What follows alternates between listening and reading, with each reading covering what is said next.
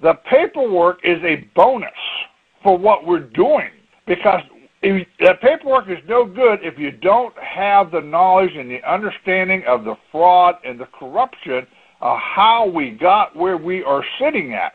For someone just to sit down and say, okay, we're going to do a lecture, my paperwork is $500, and here's the paperwork. Well, you didn't. Number one, you don't back up your paperwork. Number two, you're not talking about how the fraud is. You're just talking about you and your paperwork, and how if I go use your paperwork and $500, this is going to fix my problem. They ain't fixing the problem. We're not being educated. We need the education. Well, we give ours away in the seminars for $200.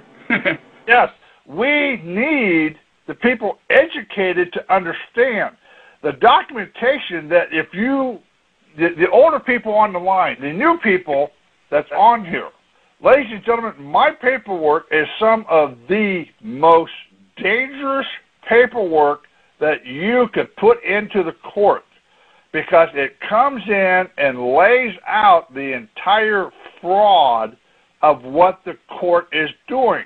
We're coming in and showing that that judge is operating in a foreign state capacity. Well, what do you mean foreign state capacity? Under the 1789 statute at large, the very first statute was oath of office. Title V, United States Code 3331 to 3333 goes in, deals with oath of office for public officials. 5507 goes in, condition to pay. Okay, that's in the United States Code. Under Title 22, CFR, Code of Federal Regulations, 92.12 to 92.3031 goes in and it shows you explicitly how their oath has to be done. That isn't the issue on how their oath has to be done. It's the fact that it's under Title 22, Code of Federal Regulations, which happens to be foreign relations. Their oath of office is under foreign relations. Title 8, United States Code. The moment they take their oath of office under Title 8, Section 1481, they have to relinquish their national citizenship.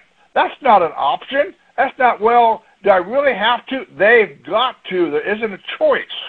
Title 22, United States Code, again, foreign relation and intercourse, Chapter 11, Section 611. The moment they sit here and sign away their national citizenship, they have to sign themselves into the Secretary of State as a foreign agent. Ladies and gentlemen, these people aren't sitting down giving you this information. We are. We're putting it into the paperwork. We're not allowing the court any avenue on this stuff because we are exposing more and more of their corruption, and that's why we brought in 11th Amendment. You know, ladies and gentlemen, the problem we're running into, and we don't have enforcement, but I get phone calls day in, day out, and thank God, it's slacked up here the last 2 weeks for me because I needed it. The thing of it is, ladies and gentlemen, there's nothing wrong with the paperwork that we're putting in. Everybody is hunting for a magic word, something that we could walk in and tell the judge, and the judge says, oh my God, you're right. And really the magic words come down to, Your Honor, the 11th Amendment clearly shows that you have no judicial power to hear any case in law or in equity or any controversies. And also, the 14th Amendment, Section 1, clearly sits here and states that you cannot enforce any laws against the citizens or bridge their rights and privileges. So if you have no judicial power in law and equity, and the 14th Amendment says you can't create laws against me, why am I in this courtroom? That's an excellent question. And also, Rod, you can't call him Your Honor. Under the 13th Amendment, it's a title of nobility. That's exactly right. So, ladies and gentlemen, we're sitting on the right answer. The problem is we cannot guarantee that these suckers are going to do their job right, because there's money to be made, and that's why we're now going after the comptroller on this thing, because now we're exposing the money fraud through the comptroller, because he is the one who has to pay all of the debts incurred in that court that's created by the all caps corporation, state of, or United States, because they're trying to get money.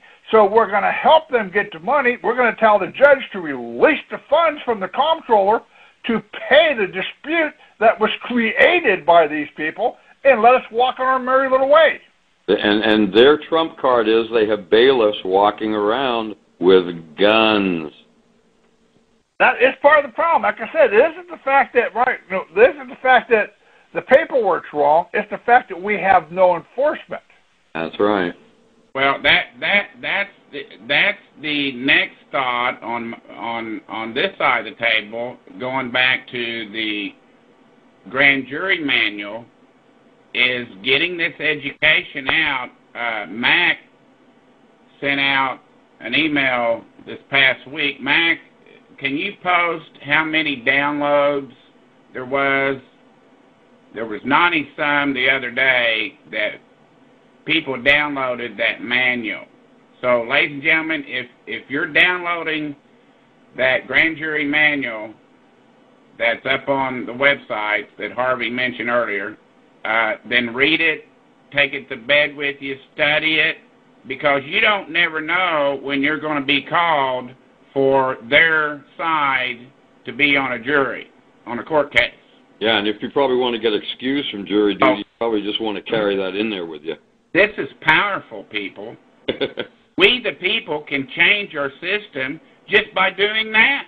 You got that right. This is why we're trying to do the educational side on the airwaves, because, ladies and gentlemen, everybody knows the system's broke, but nobody knows where it's broke. We are finding it out. If it wasn't for the researchers like Jeanette and EJ and Balsaman and a lot of these other people who's coming in with the information, I wouldn't be able to put it together. And I got people like Harvey and Judy that's coming back in and correcting my grammar to put this into a little tighter, understandable explanation of what we're doing, in order so when we put it before this judge is looking at the paperwork, says, oh crap, the jig is up.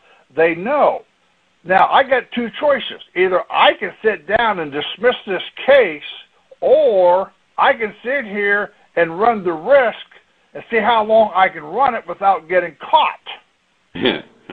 So that gives all of these judges only one option. They're going to have to go to the Catholic Church and make a confession. I don't know. Go ahead and bring Estelle and them in. Go ahead. Yeah. Well, I'll tell you what. This petition, when we get it ready to file, we're going to have a bulldozer to take it into The Hague. And then they want you to respect them. Respect our religions. Religion is not to be respected. You uncover the truth. You say the truth. No matter what.